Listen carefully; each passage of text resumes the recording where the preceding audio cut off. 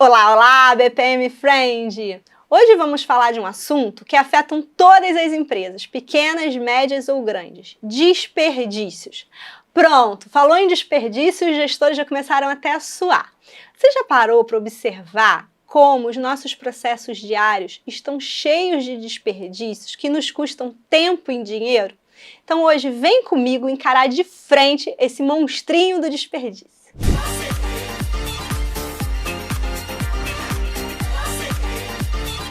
Vamos começar conhecendo o inimigo, os desperdícios. Quando a gente pensa em desperdício, a gente pensa em quê?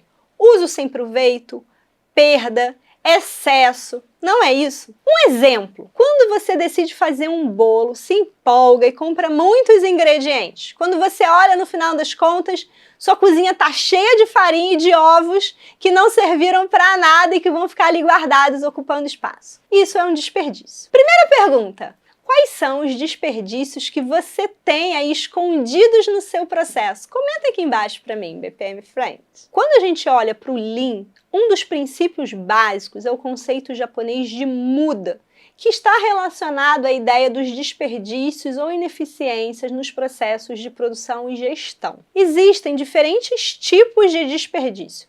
Vamos dar uma olhadinha neles. O muda abrange diferentes formas de desperdício num ambiente de produção ou de negócios. Os principais tipos são superprodução, quando você produz mais do que o necessário ou antes do que o necessário e resulta num excesso de estoque, maior custo de armazenamento e um retrabalho. O segundo tipo é o tempo de espera, o tempo gasto esperando por materiais, informações, máquinas ou outros recursos necessários para continuar o processo.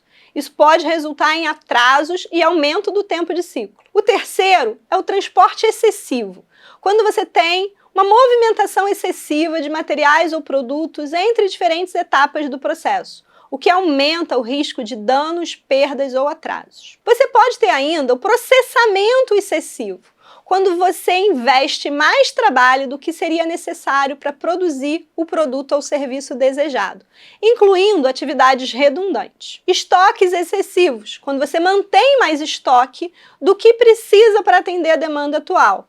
E o resultado disso são custos adicionais de armazenamento, obsolescência e capital empatado. Você pode ter ainda a movimentação desnecessária, quando você tem uma movimentação física excessiva de pessoas, materiais ou até mesmo digital de informações, que não estão agregando valor ao produto ou serviço final. E por fim, um outro tipo de desperdício são os defeitos, quando os produtos ou serviços não atendem às especificações ou expectativas do cliente, exigindo retrabalho ou descarte, resultando em custos adicionais e insatisfação do cliente. Para combater o vilão do desperdício, entra em cena o nosso super-herói favorito, o Super Process. O que o Super Process vai fazer? Primeiro, modelar o processo, para que durante o mapeamento a gente consiga descobrir os desperdícios safadinhos que estão escondidos aí sem que ninguém perceba no seu processo. Em seguida, vamos analisar o processo,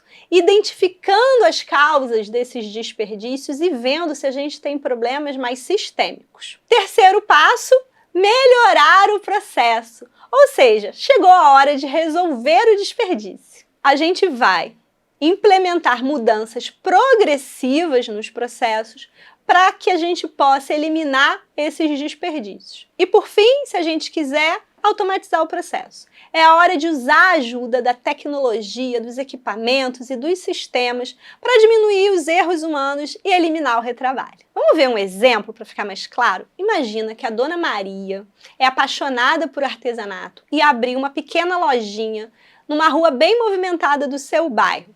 E lá ela oferece artesanatos, lembrancinhas.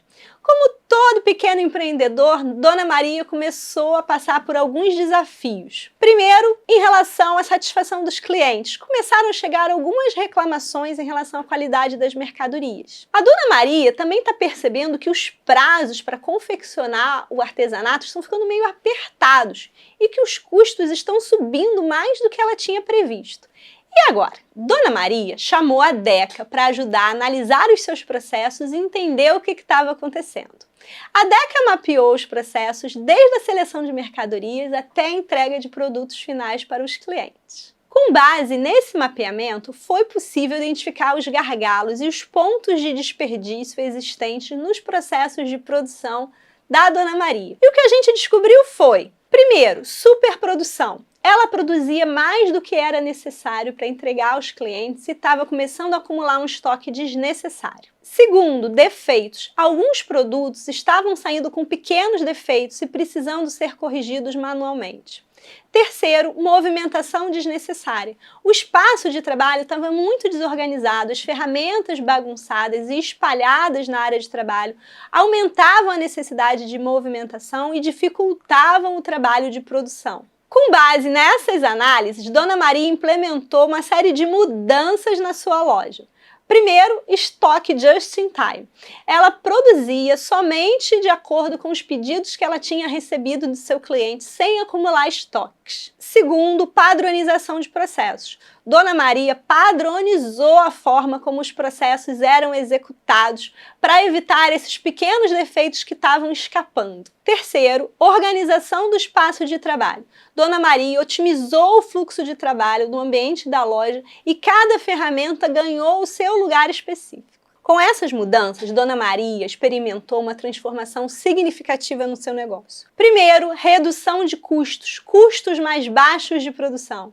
Segundo, melhoria de qualidade. Os produtos começaram a sair sem erros. E, por fim, aumento da eficiência. Dona Maria conseguiu, com todas as transformações, atender mais clientes em menos tempo. BPM Friend, sua vez de contar aqui embaixo para mim o que você tem feito aí na sua empresa para eliminar os desperdícios. BPM Friend, quero te convidar a seguir a Deca no Instagram e LinkedIn, acompanhar de pertinho o nosso DecaCast toda segunda-feira, porque a temporada 2024 está imbatível, e te vejo quarta-feira que vem às 19 horas com mais um vídeo bacana da área de BPM para você.